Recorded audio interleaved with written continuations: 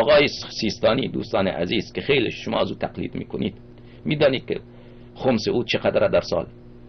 صدها میلیون دلار، صدها میلیون دلار، از میلیارد دلار بالاتر است بودجه سال او.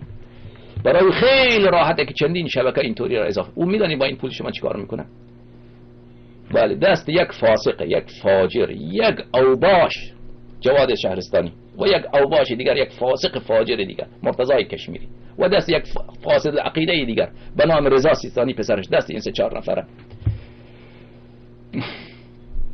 که جواد شهرستانی من از خودش شنیدم با یک واسطه که ثلث خمسش را میداد به خامنه‌ای میده، ثلث خمس سیستانی را میده به خامنه‌ای، یعنی به یک کافر مطلق، به یک نجس، به یک سگ. شما به من بگویید راه خدا همینه؟ رضا امام زمان علیه السلام همینه که اون کسی که ما کفرش را ثابت کردیم شما بیا ثلث مال امام عصر علیه السلام را به